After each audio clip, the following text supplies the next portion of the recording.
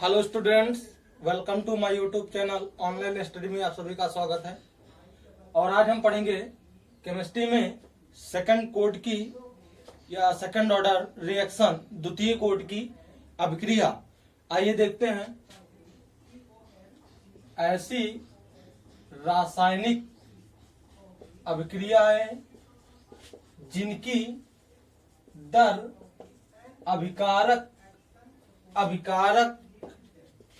अणुओं की सांद्रता के अभिकारक अणुओं की सांद्रता के द्वितीय घात के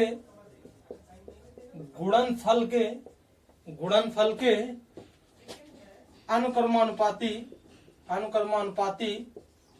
होती है उसे द्वितीय कोट की अभिक्रिया कहते हैं। उसे द्वितीय कोट की अभिक्रिया कहते हैं। जैसे CH3COO C2H5 plus NaOH gives C2H5 एक minute CH3COO Na plus C2H5OH। ये अभिक्रिया हमारी द्वितीय कोट की अभिक्रिया है। आइए अब देखते हैं द्वितीय कोट की अभिक्रिया के लिए व्यंजक। द्वितीय कोट की अभिक्रिया के लिए व्यंजक। द्वितीय कोट की अभिक्रिया के लिए व्यंजक प्राप्त करना। द्वितीय कोट की अभिक्रिया, इसमें दो रिएक्टेंट होंगे तो दोनों सेम भी हो सकते हैं और सेम नहीं भी हो सकते हैं। तो आइए देखते हैं। माना अभिकारक ए और ए ये उत्पाद बनाता है। क्या बनाता है भाई? उत्पाद के रूप में मान लेते हैं पी का निर्माण करता है। अभिकारक उत्पाद के रूप में पी का निर्माण करता है। जब T बराबर 0 हो तो अभिकारक की प्रारंभिक सांद्रता स्मॉल a और उत्पाद के रूप में 0 होता है, अर्थात उत्पाद का निर्माण नहीं होता है। लेकिन जब T बराबर कुछ समय होता है तो उत्पाद के रूप में X का निर्माण होता है और अभिकारक अणुओं की शेष सांद्रता A-X होती है। ये T समय पर अभिकारक की शेष सांद्रता। अब द्रव्यनुपाती क्रिया का नियम लगाएंगे। लॉ ऑफ मास एक्शन क्या कहता है भाई? कि द्रव्यनुपाती क्रिया का नियम और ये अनुक्रमानुपाती होता है अभिकारक अणुओं की सांद्रता के, अर्थात अभिकारक अणुओं की सांद्रता के। R को हम लिख सकते हैं dx/dt। ये अनुक्रमानुपाती का साइन हटाएंगे, कांस्टेंट मिलेगा k इंटू और t1 समय पर या t समय पर जो अभिकारक की शेष सांद्रता है क्या है? A-X। तो A-X रखेंगे या इसको लिख सकते हैं कि dx/dt is equal to k into A-X का स्क्वायर। dx/dt बराबर k इंटू A-X का स्क्वायर, या इसी को लिख सकते हैं dx/A-X का स्क्वायर बराबर k इंटू dt। इसे हम इक्वेशन नंबर 1 मानते हैं। क्या मानते हैं भाई? Equation number 1। आइए देखते हैं आगे। अब इस इक्वेशन का हम इंटीग्रेशन करेंगे तो ऑन द इंटीग्रेशन एक नोट में ध्यान रखेंगे कि dx/A-X का इंटीग्रेशन करने पर क्या मिलता है? 1/A-X मिलता है। क्या मिलता है भाई? 1/A-X मिलता है। तो आइए देखते हैं। ये हो जाएगा आपका dx/A ए माइनस एक्स का स्क्वायर, इसका इंटीग्रेशन करेंगे 0 टू एक्स बराबर के इंटू डी टी, ये 0 टू टी। इंटीग्रेशन करने पर क्या मिलेगा, 1 upon A minus X, 1 upon A minus X, 0 to X बराबर के इंटू ये हो जाएगा टी, 0 टू टी। ठीक है भाई, आइए देखते हैं इसको। ये हो जाएगा आपका 1 upon A minus x minus का 1 upon A minus zero, A minus zero बराबर के into T minus zero, T minus zero. इसको हल करेंगे।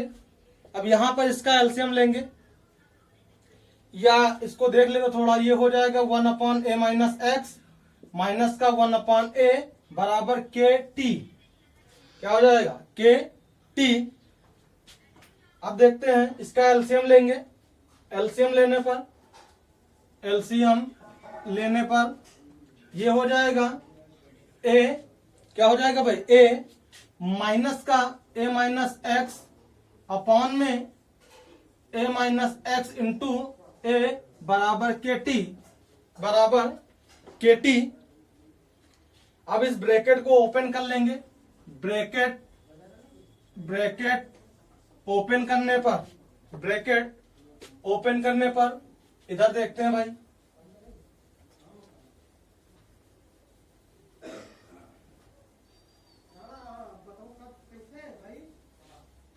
देखते हैं ब्रैकेट ओपन करने पर क्या मिलता है भाई। जब ब्रैकेट ओपन करेंगे तो ये हो जाएगा आपका ए minus A plus x upon A minus X into ए बराबर के टी। इस ए से ए को कैंसिल कर लेंगे, कट जाएगा। ये हो जाएगा आपका x upon A minus X into ए बराबर के टी, या इसी को टी को इधर भेज दें तो ये हो जाएगा के बराबर 1 upon T into X upon A minus X into A. It is the second order reaction. ये रेट कांस्टेंट है। ये द्वितीय कोड की अपक्रिया के लिए समाकलित वेग समीकरण है, समाकलित वेग समीकरण है। द्वितीय कोड की अपक्रिया के लिए समाकलित वेग समीकरण।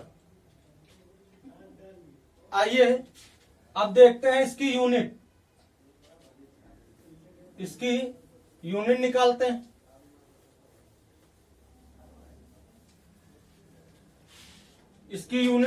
देखते हैं भाई यूनिट।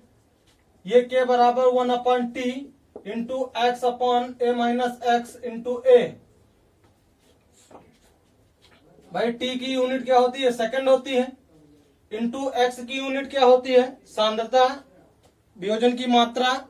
इसे हम क्या लिखते हैं, मोल प्रति लीटर या mole into litre inverse. Upon में इसकी भी क्या होगी, सेम होगी, mole into litre inverse into ये भी क्या होगा, मोल इंटू लीटर इनवर्स। ये मोल इंटू लीटर इनवर्स से mole into litre inverse cut जाएगा, ये आपका बच जाएगा। लिख सकते हैं के बराबर second inverse into mole inverse into litre. ये हो जाएगा के का यूनिट। अब आगे देखते हैं।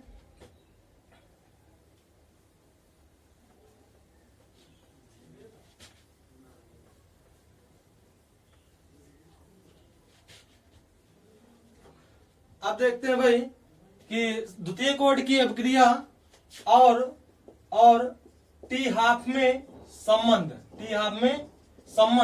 तो सबसे पहले टी हाफ क्या होता है इसको देख लेते हैं। टी हाफ का मतलब होता है अर्धायुकाल। समझते हैं अर्धायुकाल क्या होता है कि वह समय जिस पर कोई अभिक्रिया अपनी प्रारंभिक मात्रा की आधी रह जाती है। रह जाती हैं उसे अर्धायुकाल कहा जाता है। क्या कहते हैं भैया? अर्धायुकाल, जिसे हम टी हाफ से प्रेजेंट करते हैं। क्या करते हैं? टी हाफ से प्रेजेंट करते हैं। अब देखते हैं कि अर्धायुकाल और द्वितीय कोड की अपक्रिया में संबंध, second order reaction and T half में रिलेशन। द्वितीय कोड की अपक्रिया के लिए जो व्यंजक है क्या है भाई? कि k बराबर 1/t into X upon a minus X into A. When, जब पता है जब t बराबर t हाफ हो तो x की वैल्यू क्या हो जाती है भाई? a/2 हो जाती है। x की वैल्यू क्या हो जाती है? a/2 हो जाती है। इस मान को ऊपर रखेंगे तो ये हो जाएगा k बराबर 1/t half into a/2। x की वैल्यू क्या हो जाएगी? a/2 अपॉन ये a minus a/2 into a। देखते हैं यहां पर कि a से a/2 को माइनस कर लेंगे तो क्या बचेगा? a से a/2 को माइनस कर लेंगे, क्या बचेगा? a/2 बचेगा। तो इसको थोड़ा सा यहां मिटा देते हैं। अब देखते हैं, ये हो जाएगा a/2 इंटू a। इस a/2 से इस a/2 को काट देंगे तो ये आपका हो जाएगा, आगे देखते हैं, ये हो जाएगा k बराबर 1/t half into a। 1/t half into a, या इसी को लिख सकते हैं t half is equal to 1/k into a। k क्या है? k कांस्टेंट है। k क्या है? कांस्टेंट है। इसको छोड़ देते हैं तो इसको हम लिख सकते हैं कि t हाफ बराबर 1/ak, या इसी को लिख सकते हैं कि t हाफ ये व्युत्क्रमानुपाती होगा किसके? 1/ak। ये आपका द्वितीय कोड की अपक्रिया और अर्धायुकाल में संबंध होता है। Thank you class.